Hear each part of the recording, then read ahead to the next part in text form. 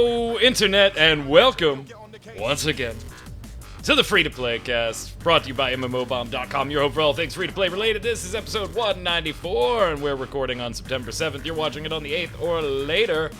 We got news, we got, more shutdowns. More shutdowns. And more shutdowns. That's it, Free-to-Play's dead.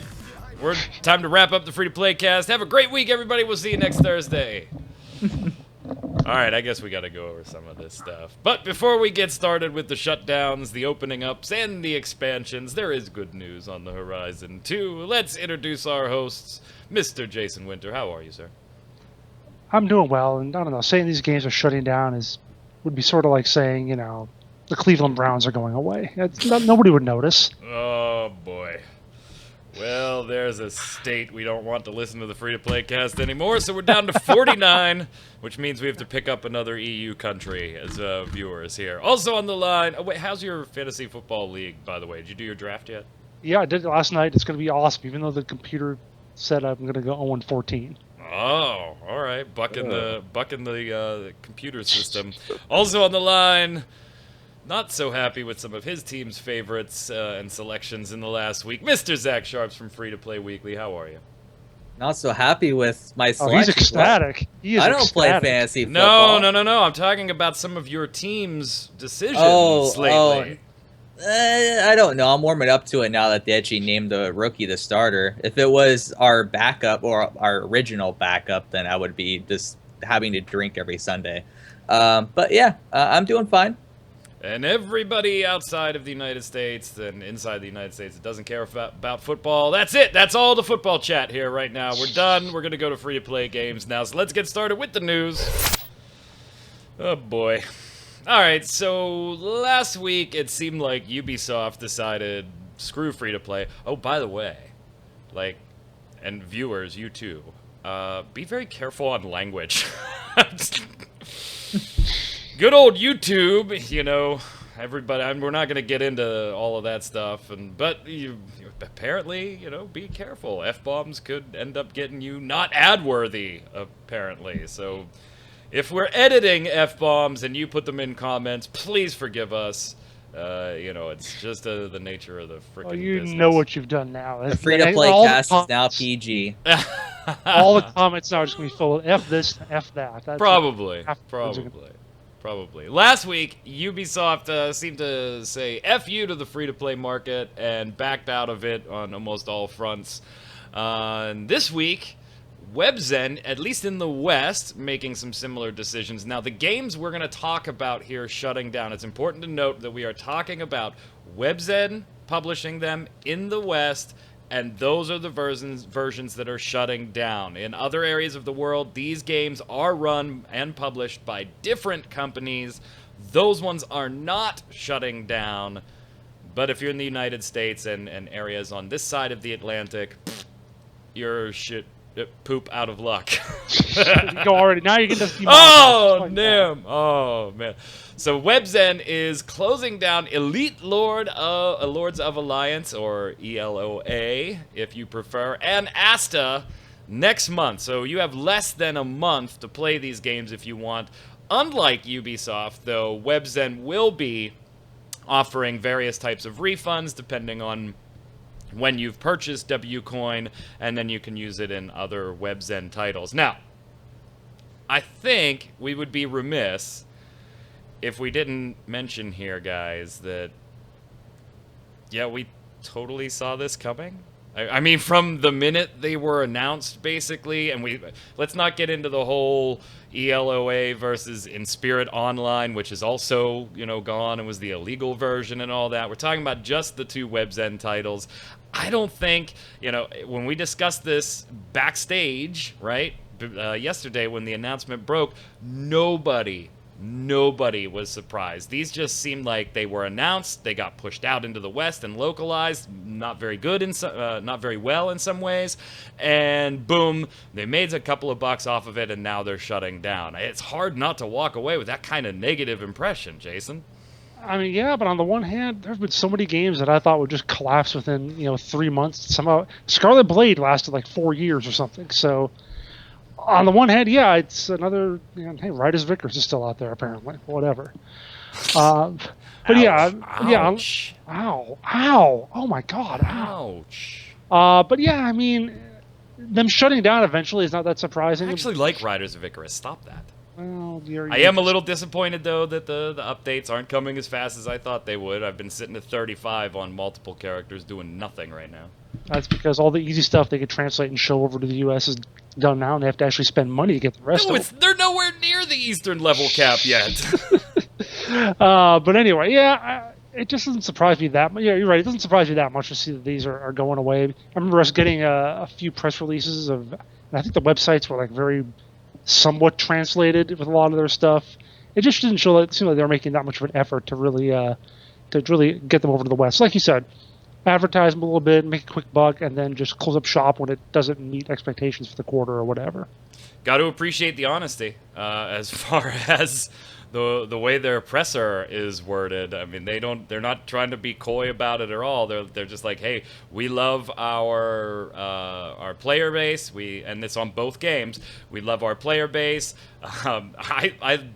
How's this for transparent, Zach? Many of you followed us all the way from IBT to OBT to multiple expansions, and your support made us believe we could succeed. Sadly, we were wrong. The players we have are awesome, and any company would be happy to have such a dedicated community, but sadly the recent player numbers are not sufficient for us to be able to continue the service. So after discussions with Polygon, we've agreed that the games will close on the 4th of October. Truth in advertising there. Zach, I'm getting the impression you're not surprised either. I'm not really surprised, but it's kind of sad because I did like ELOA a little bit. I played it off and on. Didn't really dedicate myself too much to it just because I didn't really see it being advertised much. Well, you're the reason it's closing then, so... I know, right? You know, I just didn't see it being advertised. I didn't see a lot of people in the game just in general. I felt like it was probably going to shut down because of the fact that it didn't seem like they were really committed in making it work. As much as it possibly could have. I think it could have at least succeeded for maybe a couple years, but it's not really surprising due to how they executed that it's closing down now, and it's basically just, I guess you could say, a shit show. Sorry. Oh no, now we're not going to get any money off of this. I know, right? For crying out, because people make bank on YouTube. Good Lord. Well, I heard it was only the title and description, so as long as we don't cuss in that, we're good. Well, I'll be making an edit before I post this. No, I'm just kidding. And you know what? It's not even like I looked back at ELOA and Asta and said, oh, those are going to be shitty games. They're going to close down. I did the first look on both of those games. I did the first look on, the ripoff in Spirit Online. And they weren't bad games, but it's back to a discussion we keep having, and we're seeing it play out now, particularly in 2016, Jason. These carbon copy, run-of-the-mill, same thing over and over and over again, they are closing down with faster and faster timelines. I mean, these titles made it, a year over here, and that's being generous if you count some of the testing periods as part of that year. What's this mean for the future of free-to-play itself? Anything? I mean, I on the one hand, I don't mean to say this because, oh, great, these crappy games shut down or anything, but on the one hand, I kind of like it, and I talked about this a little offline, yesterday when we were talking about this. I like it in the sense that there actually is a floor as to how much you can actually, or a ceiling floor to the quality and maybe ceiling to the number or something of how many of these free to play, cookie cutter kind of games we can actually have.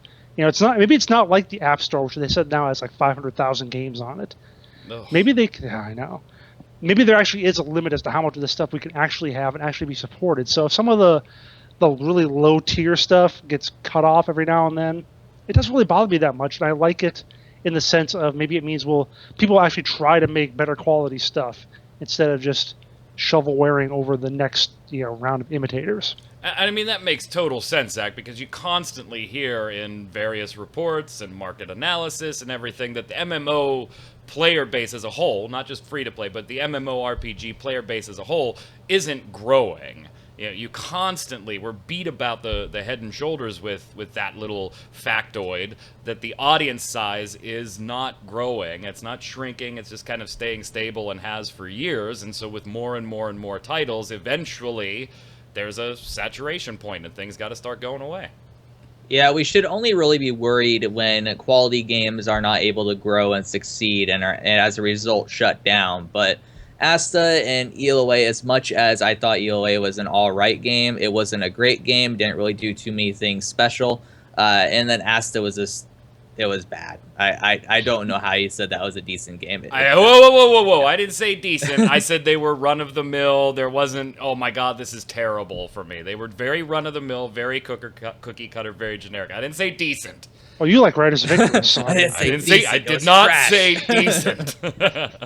But yeah, I mean, the good games will always still grow within a working marketplace. The bad games will fizzle out even quicker now that we sort of hit a ceiling on how many of those types of games could exist within this market. And I think players are just wanting something different, wanting something a little bit more innovative that does things differently than what the rest of its competition does. And that's going to be very interesting for a game like Revelation Online, where it does do things in a different way in terms of improving on some things, but it still does a lot of run-of-the-mill things as well. So it's going to be very interesting to see how a game like that is, fairly cookie cutter in a sense, but also not really. How will that do within this market in the current environment that we have within the free-to-play realm? Will that succeed? Will that fail? I think that will be a bigger cause of concern if that ends up failing, but I don't think it will. I think Skyforge has done fairly decent as of late, and with the news that we're going to be talking about here in a little bit, I think it's going to be doing even better. So I really think it's one of those things where people are just tired of the same old thing. Do you guys buy the audience isn't, increasing in size? We hear that in market analysis after market analysis, but I don't know if I buy that. I think the genres become so fractured and split into, does this MOBA count as being part of an MMORPG or an MMO audience? And does this, because to me, boom, I still think that base player size is growing. It's just being divvied up over 1,000 titles, where 15 years ago there were 7 titles, Jason. Well, especially if you do count the like mobile games and so on, people who play their Clash of Clans or their I don't push those together. I think I think you could clearly delineate the PC MMO player versus somebody that's more mobile.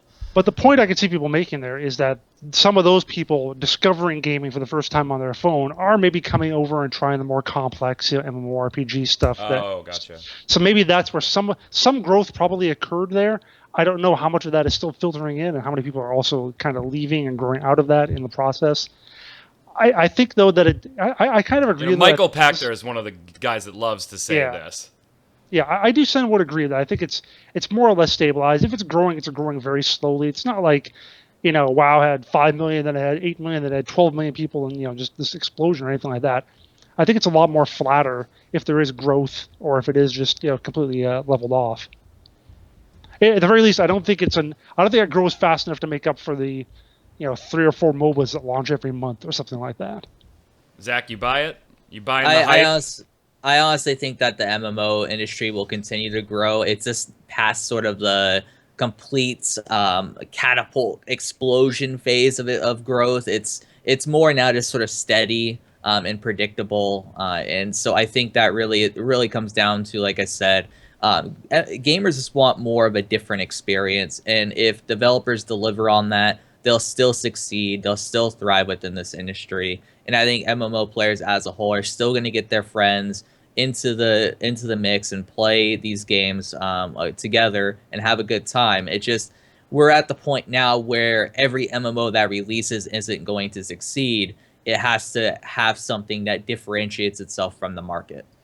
On the flip side, on Webzen's portfolio, Mu Legend, or MU Legend, however you personally say it, go for it. I don't care. It's up to you.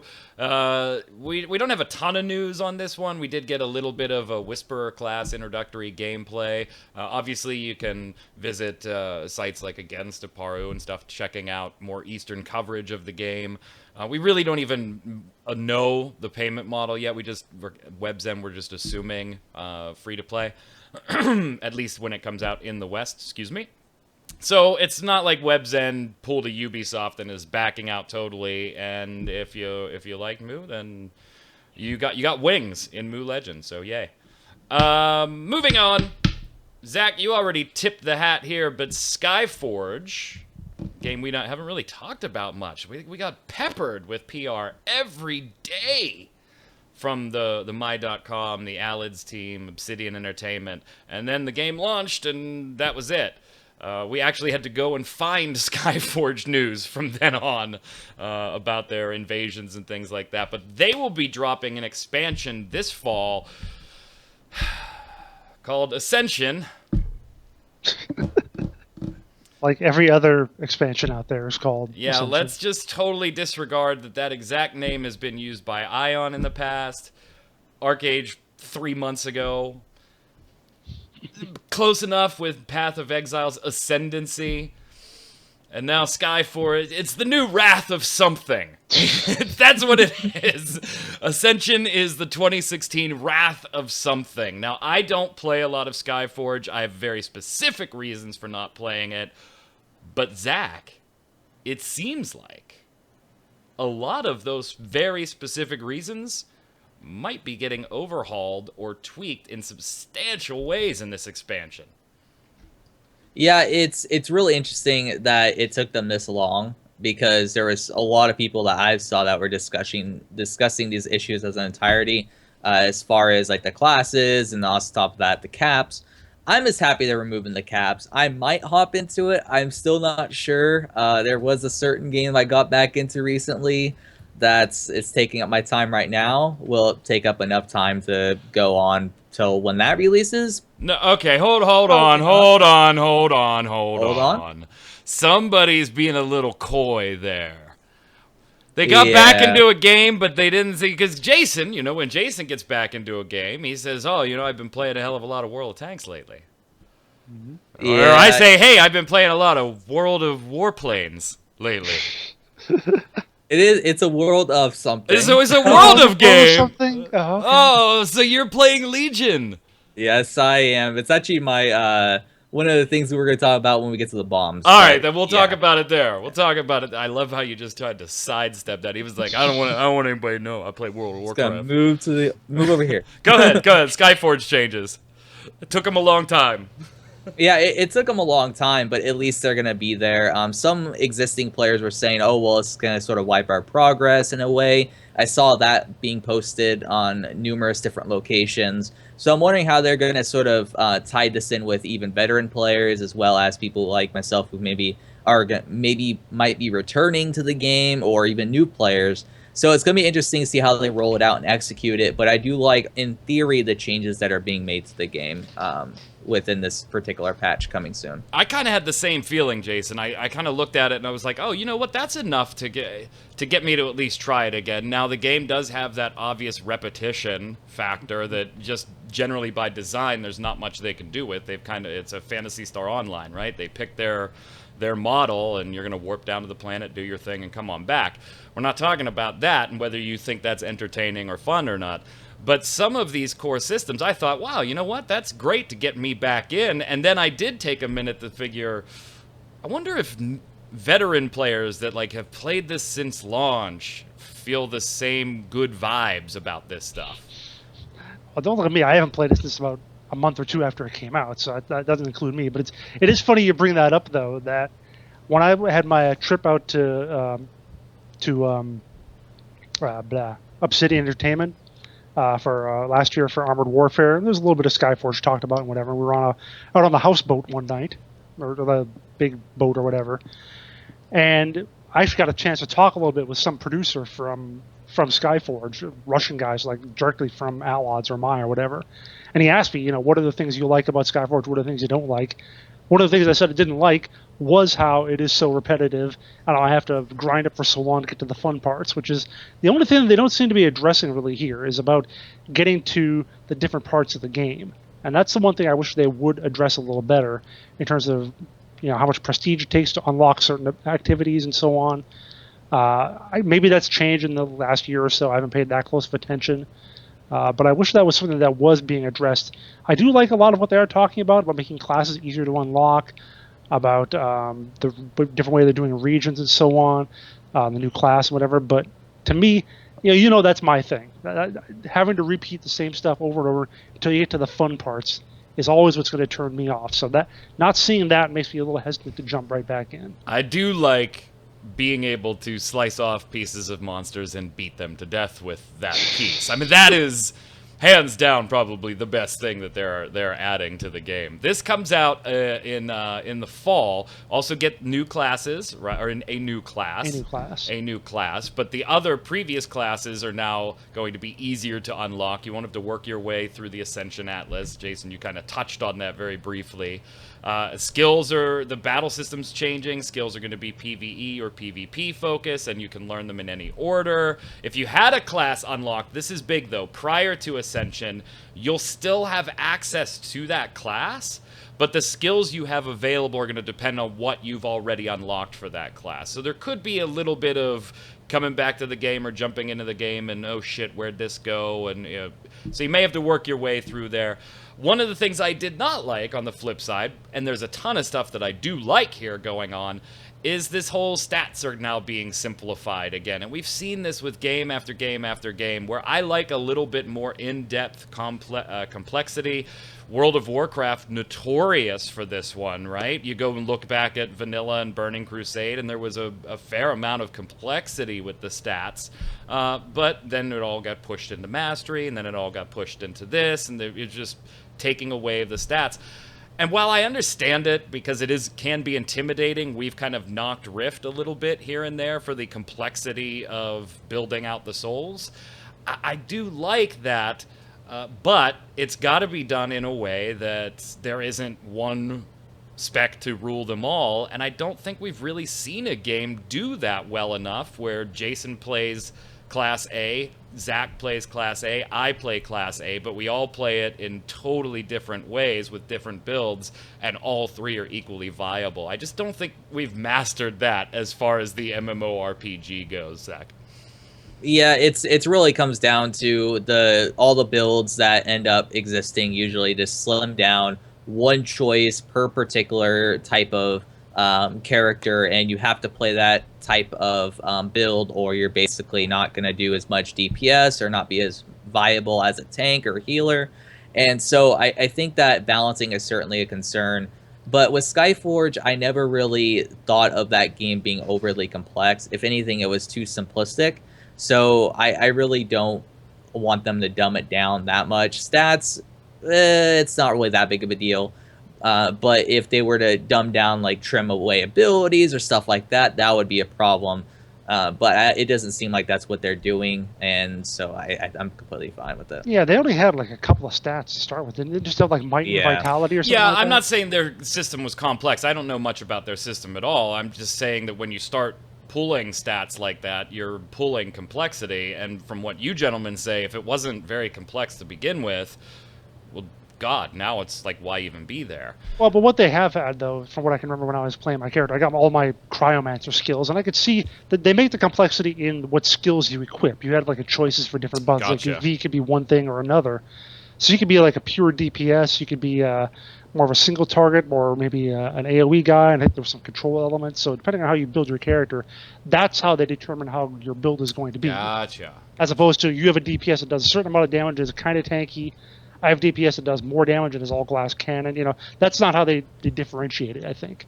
It was fun watching the comments come in. When we first put up the Ascension piece and went through like the caps and stuff coming off, all the comments were very, very positive. There was like, oh, this is great, it makes me want to check it out. And longtime players were like, yeah, I don't know, you will have to watch it, but it seems pretty good so far. We put out the next post like a day later about the new character development system, and all the comments were like, oh, damn, this is ridiculous. so I mean, it seems to be pretty divided down the line. But all in all, I got to give a thumbs up here to Ascension. While it may not be perfect, I think it goes a great deal into fixing, and Zach, your point about it taking so long is not to be ignored here, but at least they got there. And that's the important part. They listened to the feedback with the Western audience and are making some tweaks. So I got to appreciate that. Also in my.com, man, they are busy, aren't they? They announced that Cloud Pirates will be coming to the West later this year. This is an airship PvP team-based experience. So if you've built Alids in Alids Online, then you kind of know what's going on here, because this is the Alids team bringing that PvP air combat based on the Alids universe. In fact, in Russia, this was actually called Pirates Alids Online. I kind of think it was smart of them to drop the Alids Online here in the West. While that may have some brand recognition, right, the name, I just think maybe that brand means a little bit more in Russia than it does in the United States. Now, we've seen a trailer on it. Beta signups are available on the site right now. Other than that, not much news. But, Zach, what are your impressions so far? Most of the comments on this one, really positive. It looks like it could turn into something interesting, but right now it does somewhat seem a bit too simplistic. A lot of the ships, to me at least, look pretty much the same exact thing. So cosmetic-wise, there wasn't really too much variation going on there. But when it started showing the abilities and the types of things you could do, I got a very big sort of Dreadnought vibe with it, and I think that it could have potential. It just needs to sort of build out a bit more, bring forth more types of ships, and show off a bit more gameplay to see how exactly in depth it is. Because if it's just sort of like a simplistic game that's trying to sort of tie into what we've seen with like a Dreadnought or Riders of not Riders of Icarus, but what's that game's called? Something Icarus. I can't think of it. Oh yeah, with the ships. Yeah, Guns of Icarus. Yeah, there we go, Guns of Icarus. So if it goes that route and it becomes a bit more in depth, I think it could have a lot of potential. But we'll just have to wait and see. I think it's way too. There's early a lot of customization that can be done here on these ships. And Jason, you like things like Crossout with a ton of customization. What did you think watching the trailer? Because I kind of watched this and was like, you know what? If the gameplay is decent, I think this is the type of game Jason's probably going to enjoy more than I will. You know what I'm going to call this game? You know what I'm going to call it? Uh-oh. World of Ship Planes. Oh, God. Because that's kind of how I think of it. I think of a cross between World of Warplanes and World of Warships. That's exactly how I'm thinking of it. And yeah, on some level, I can see myself being kind of interested in it. I guess I like the realistic and the kind of slowish pace of some of that other kind of stuff. So I don't know how much I'm personally going to be into the kind of cartoony aspects of it with all the different powers that they're going to have and so on. But it looks like it could be pretty cool. It's something I'll definitely at least take a look at. Yeah, moving along really fast, too. Like, it went into beta in Russia, and then all of a sudden it was like, oh, okay, yeah, we're going to take this to the West, too, no problem. So expect that from my.com later this year, coming in 2016. I've already signed up for beta, so we'll see what happens. Lots of customization, team battles, cunning tactics. I love when the buzzwords, right? Would you rather be in the thick of battle piloting a mighty dreadnought or mount the sniper's roost in a light galleon? I'll just hide and soak up some points there just so I can level. So yeah, my.com, pretty busy. Let us know what you think about both Ascension for Skyforge and Cloud Pirates in the comments below. Let's slide over to the weekly bombs. As I review the show notes today, I notice all three of us have bombs. I don't think that's happened in a while. It's the new PG cast. I mean, yeah, everything's got to be happy. Gotta be positive. Everything's got to be happy. Got to make that $1.27 ad money. Go ahead, Jason. You're up. I'm going to give it the bomb to ArenaNet for doing the next Guild Wars 2 Living Story chapter in just 2 weeks, just under 2 weeks now. It's going to be on the 20th. They're going to have stuff in there that's going to be in-game rewards, opposed to just being stuff on the cash shop, which is all the stuff we've been complaining about. Certainly, I've been complaining about it on multiple occasions. So it's good to see that they are really finally taking all that to heart and maybe actually making what players are going to want, in response to that really dreadful kind of quarter two they had, which I almost wonder about this being coming out now. They said they were going to do these new story chapters every 3 months. So the last one was in July. This one's going to be just 2 months later. But in this case, it's going to sneak out before the end of Q3. And I just wonder if that's got something to do with it. Yeah, it was a pretty abysmal quarter. We talked about that on a previous show. I did see your tweets, though. You were genuinely happy. So. Yeah. Well, I give them enough crap for when they're screwing up, so I figure I should be nice. Go ahead, Zach.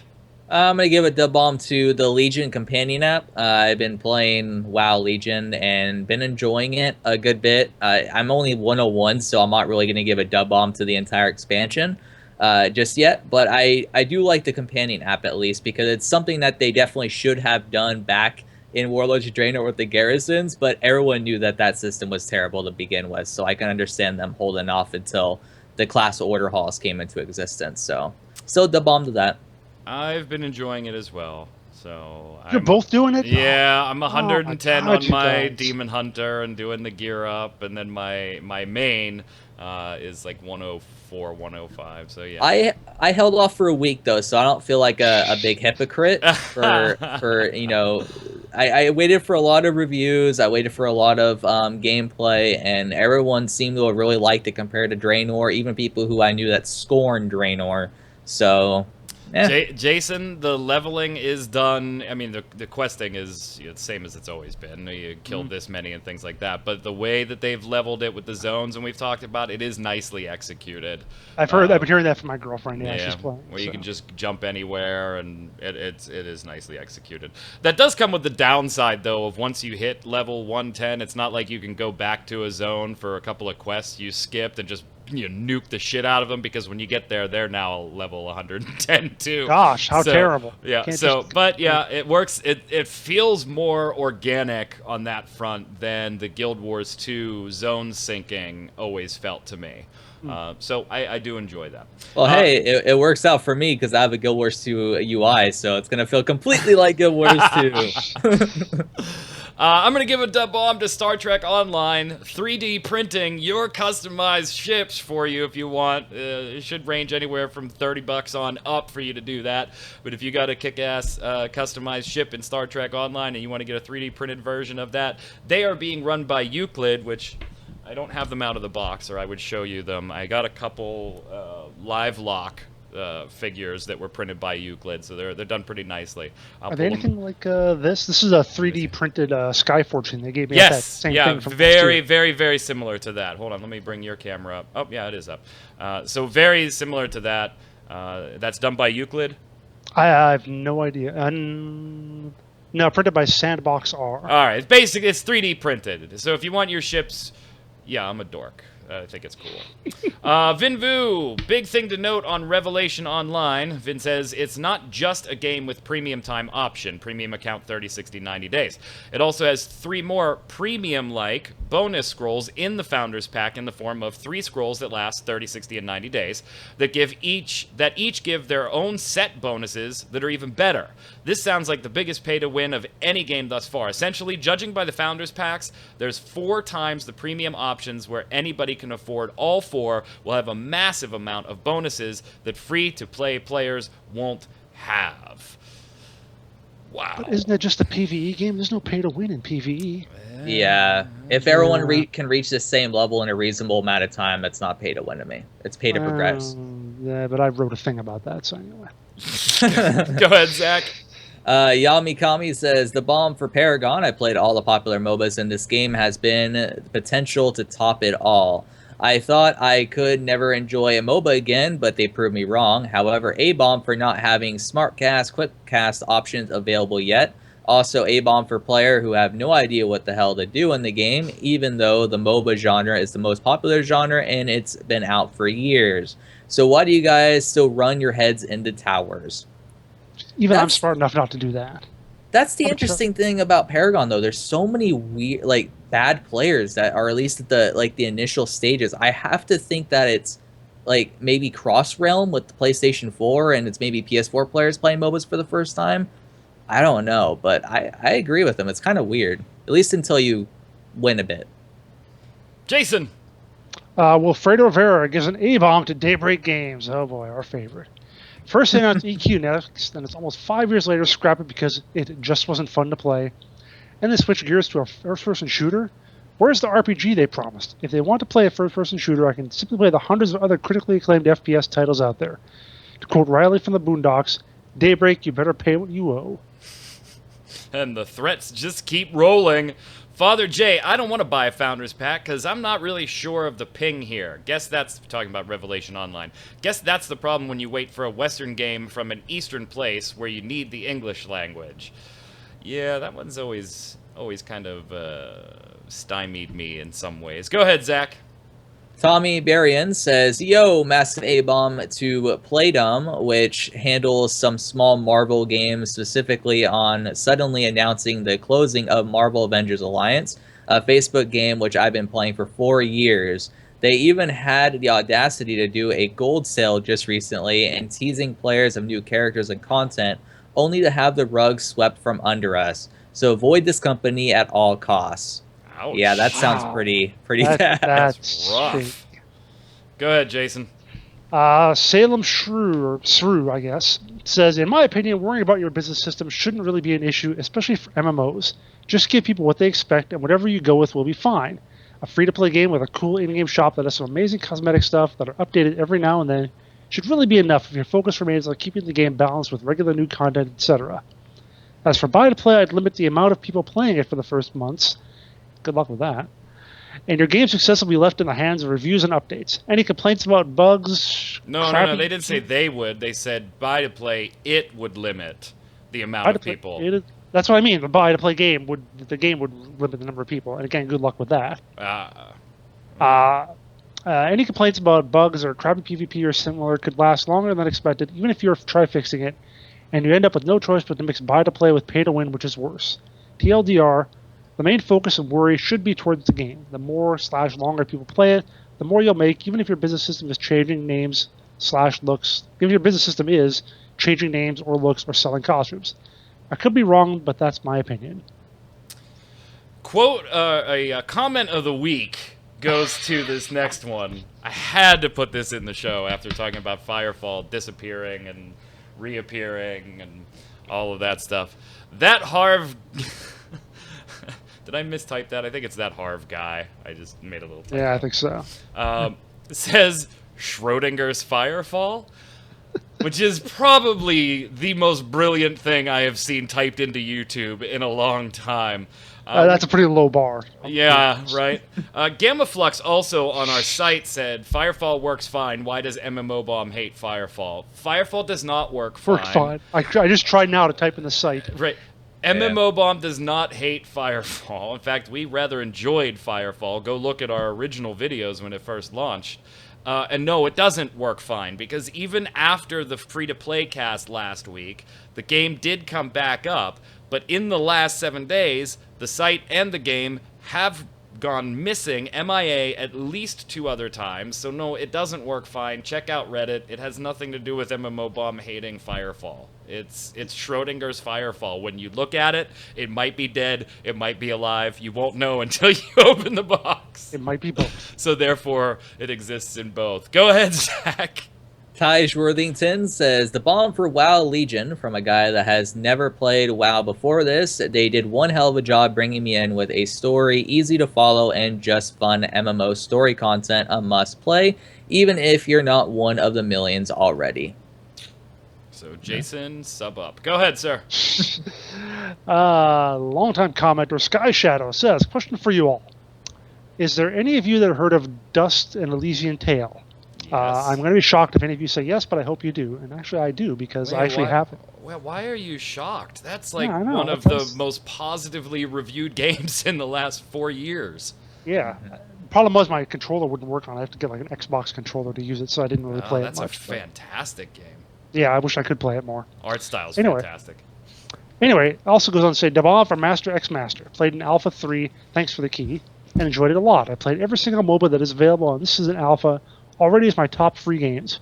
But even if I enjoyed the game, I have to admit the weakest point of the game is the Titan mode, aka MOBA mode. Clumsy, weird, rushed, and unfocused, but it's alpha, so it's okay, they have time to fix bugs, and the piece of shit they call Titan mode. But the stages in the area are awesome, and the mini-games are frustrating at times, but fun. The guild is way too good for what it's supposed to be.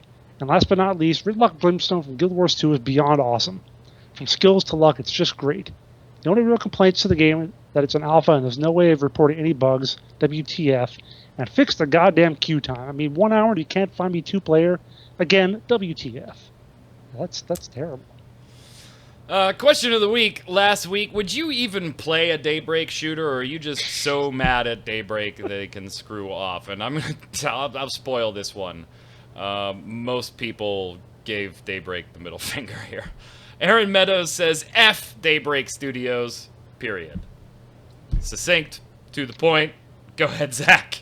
Soulcard says, I would be willing to try a new Daybreak game if it was free to play, but reserve the right to be cynical, bitter, and not spend any money on it for the first 6 months to a year.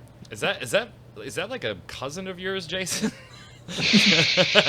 Hey, Go we're ahead. not all bitter and cynical. Go ahead, sir. Pixelated Donkey says, I would play a new Daybreak shooter, but only after about a year since release. I mean a release and not perpetual eternal access that is H1Z1. Eternal access? I mean, that was the best slip-up ever. okay. And I sure as hell won't be buying anything until I'm sure the game is playable, has worthy anti-cheat, and is not just another deathmatch pay-to-win crapola. This is why I'm still watching the skies and are very sad about Firefall's instability. I'm just fooling myself. I know the game is going to shut down. P.S. It also can't be priced the way that Heroes and Generals is.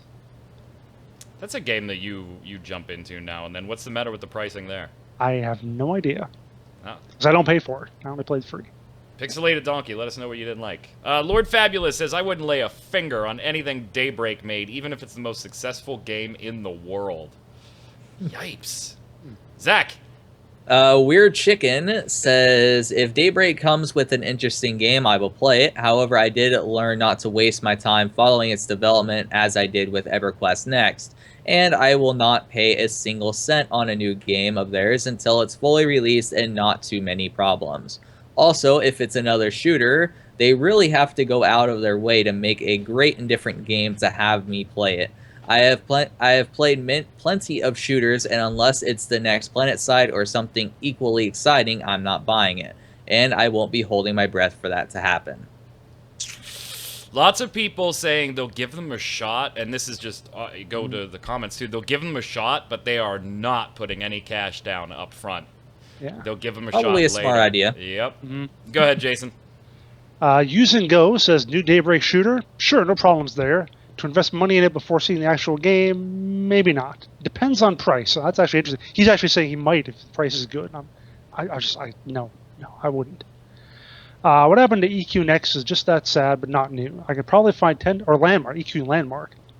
I could probably find 10 to 15 similar projects that have gone so out of control that those had to be axed before they make more problems for the company than axing it before release. Sokapex sums it up with, I'd definitely try a new Daybreak shooter simply on the merits of PlanetSide 2. Something I said, Jason, you probably gave them a little more benefit of the doubt than you should, simply because of how much you enjoyed that game. Assuming it's free to play or try at least. I don't buy Founders Packs or early access garbage, and honestly, people who do deserve what they get, so I'm not that butthurt. Question of the week for next week. With more titles coming out this year, with Revelation Online, Cloud Pirates, and Moo Legends, and a bunch of other slew titles, I want to know, before those come out, what are you currently sinking your time or money in the free-to-play market? Don't tell me World of Warcraft. What are you currently sinking your time or money into in the free-to-play market, and why? Let us know what's out there that you like, that you'd like some other people to jump in and play in the comments below. Make sure while you're there you put your weekly bomb, dub bomb for something good, A bomb for something bad, or your questions for the panel. Until next week, Zach, where can everybody find you? Everyone can find me on Twitter at Zach Sharps, and that's pretty much it. I'm simple. There we go. Jason. I am not Jason, I am a god! You can find my minion on Twitter at WinterInformal and find him stream on twitch.tv/JasonWinter. Watch, I command it. Something ain't quite right with that boy. I'm Mike Byrne, aka Magic Man. You can follow me on Twitter at MagicMan1, MAGICKMANN1, or come over to MMOBomb.com. Check out all the articles, giveaways, videos, and great content we've got there for you. Until next week, stay safe. We'll see you on the servers.